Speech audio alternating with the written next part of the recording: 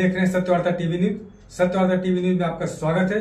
आइए नजर डालते हैं आज के मुख्य समाचारों पर। दत्तात्रेय तुकाराम भोईर का सेवा पूर्ति कार्यक्रम का किया गया आयोजन। बता दें, ग्राम पंचायत शेलार के स्वर्गीय बाबू दादा भोईर सभागृह में ग्राम पंचायत शेलार के पानी पुरौठा के वरिष्ठ लिपिक व महाराष्ट्र राज्य ग्राम पंचायत कर्मचारी यूनियन उपाध्यक्ष दत्तात्रेय तुकाराम भोईर सेवानिवृत्त होने पर सेवा पूर्ति सोहळा का आयोजन किया गया, जिसमें प्रशासक, ग्राम सेवक, आजी माजी सरपंच, उप सरपंच, सदस्य, ग्रामस्थ व इनके नात रिश्तेदार, मित्र परिवार ने पुष्पगुच्छ देकर स्वागत सम्मान किया। तो वहीं दत्तात्रेय भोईर ने सभी का आभार मानते हुए क्या कहा, आइए देखते हैं इस खबर में। जवळपास एक तास झाला असेल, आपण सर्वांचं मनामध्ये या ठिकाणी ऐकलं असेल।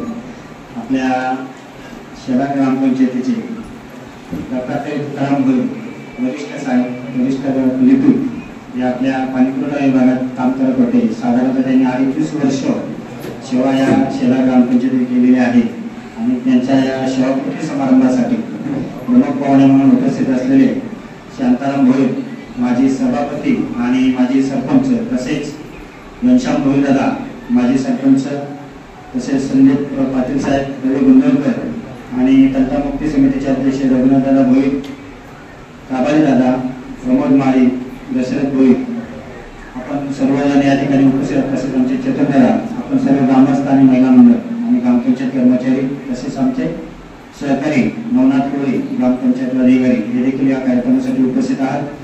दत्तादादांविषयी बरेच बोललेले आहात, त्यांच्या कामाचं आपण रूप पाहिलेलं आहे आणि आजही ते त्यांच्या कामामध्ये सक्रिय आहेत। असे आपले दत्ता भोईर साहेब यांनी आपल्या ग्रामपंचायतीचे पाणी पुरवठा डिपार्टमेंटमध्ये काम केलं। म्हणजे पाणी पुरवठा म्हटलं दोन शिव्या ऐकावं लागतात, कुठे पाण्याने आलं तर लगेच फोन येणार, तुम्हाला लगेच सांगणार, तक्रार करणार। असं कामकाज लोकांना जे पाणी पुरण्याचं काम आहे ते दत्तादादांनी या ठिकाणी केलेलं आहे ग्रामपंचायतीच्या वतीने। तर मी खरोखर त्यांना धन्यवाद देईन, त्यांनी जी सेवा या ठिकाणी ग्रामपंचायतीमध्ये दिलेली आहे। आमचे दत्ता भोईर यांचा सेवापूर्ती सोहळा आज शेलार ग्रामपंचायतमध्ये ग्रामपंचायतच्या वतीने आयोजित करण्यात आला होता आणि या सोहळ्यासाठी दत्ता भाऊंच्या विनंतीला मान देऊन व्यासपीठावर उपस्थित मान्यवर पाहुणे, तसेच त्यांचे नातेवाईक, आप्तेष्ट, तसेच आमच्या भिवंडी तालुका ग्रामपंचायत कर्मचारी युनियनचे सन्माननीय अध्यक्ष श्याम भोईर व इतर सर्व भिवंडी तालुक्यातील कर्मचारी मोठ्या संख्येने या सोहळ्यासाठी उपस्थित राहिले। खरोखरच दत्ता भाऊंचा स्वभाव म्हटला की शांत आणि प्रेमळ स्वभाव त्यांचा होता। त्यांनी आपल्या या ग्रामपंचायत सेवेबरोबरच ग्रामपंचायत कर्मचारी युनियनचं काम अविरतपणे ते केलेलं आहे आणि करत आहेत।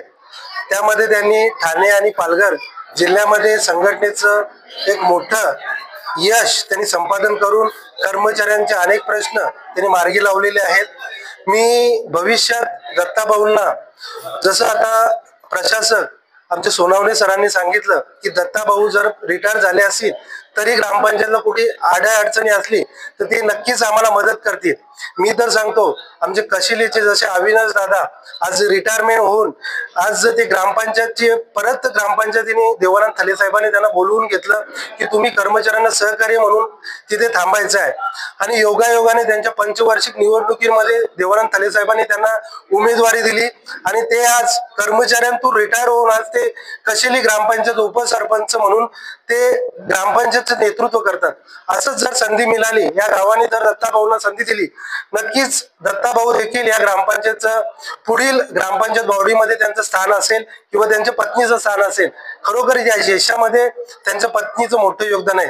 मी पुन्हा एकदा आमच्या ग्रामपंचायत कर्मचारी युनियन भिवंडी तालुक्याच्या वतीने दत्ता भाऊंना सेवापूर्तीच्या लाख लाख शुभेच्छा देतो आणि त्यांच्या पुढील आरोग्य आणि त्यांना आयुष्य, चांगलं आयुष्य लाभो हीच आज ईश्वर चरणी प्रार्थना करतो। धन्यवाद। मित्रांनो, मी 1987-88 ला या ग्रामपंचायतमध्ये वाल्मनकन कारकून म्हणून रुजू झालो। जीवन भगवान जाधव असताना मला ग्रामपंचायतमध्ये नोकरी मिळाली। आमचे माजी सरपंच, जिल्हा परिषद अध्यक्ष शांताराम भोईर साहेब पण त्यावेळेस 94 ला वाटतं काहीतरी इथे कार्यरत झाले। 89 ला मी या आताच्या कार्यक्रमामध्ये मला वाटतं 25 सरपंच बघितले असतील। मला मी नक्की सांगू इच्छितो का काम करताना माणसाला निस्वार्थीने काम केलं पाहिजे. एकाच ग्रामपंचायत मध्ये काम करत असताना आपण दुसऱ्याकडे कसा लक्ष जाईल, कसा काम करता येईल, आपली नोकरी सांभाळून आपण दुसरे काय व्यवहार करू शकतो, काय एका ग्रामपंचायतच्या पगारावर आपला कसा उदरनिर्वाह होईल याची जाणीव आपण ठेवली पाहिजे. आज विकास होईल, स्वतः ऍडव्होकेट आहे, बिल्डर आहे, ग्रामपंचायतची नोकरी सांभाळून ते काम करतो. मी सुद्धा एक गणपती मूर्तिकार आहे आणि कलरची कामं सुद्धा घेतो. म्हणजे मला एक बोलण्यात होते, ग्रामपंचायतच्या कर्मचारी कमी पगार असेल तरी त्यांनी दुसरा काहीतरी व्यवहार केला पाहिजे. मी प्रकारचं एक कौतुक करतो. प्रकाश शेळके यांनी बराचसा यावरती प्रगती केली. आमचे गवाले असतील, यांनी सुद्धा इथे आल्यानंतर त्यांनी उदाहरण दिला, कारण आल्यानंतर ते काय होते. पण माणसाने प्रयत्न केले, ट्राय केली, प्रयत्न केल्याशिवाय काही कुठलंच काम होणार नाही. पण मी प्रत्येक कर्मचाऱ्याला हे संदेश देऊ इच्छितो का आपलं काम इमानदारी करा, युद्धाने करा आणि ते काम संपल्यानंतर आपली पुढची चालना काय, पुढे आपण काय करू शकतो, फावल्या वेळात आपलं काय काम करता येईल आणि 2 पैसे कसे मिळवता येईल याकडे जास्त प्रमाणात लक्ष द्या. दुसरी गोष्ट अशी आहे का आज मी एखादं जरी झालो तर मला वाटतं तर मी या ग्रामपंचायत आताही सुद्धा आहे असं मला जाणीव होते. कारण मी एक प्रकारची बांधील आहे माझ्या या ग्रामपंचायतची, या कर्मचाऱ्यांची बांधील आहे. या कर्मचाऱ्यांना मी झोकून दिलेलं आहे.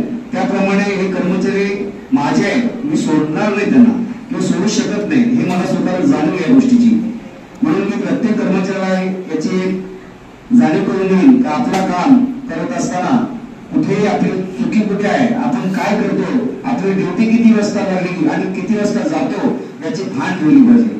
मी एवढा संदेश देईन त्याला का पुढच्या वेळेला आज या सोहळ्यामध्ये ग्रामपंचायत कर्मचाऱ्यांचाच हा कार्यक्रम आहे आणि कर्मचाऱ्यांनीच कसा वागला पाहिजे या पद्धतीने आपण तो पाऊल उचला आणि पुढे कधीही ग्रामपंचायतच्या कर्मचाऱ्याची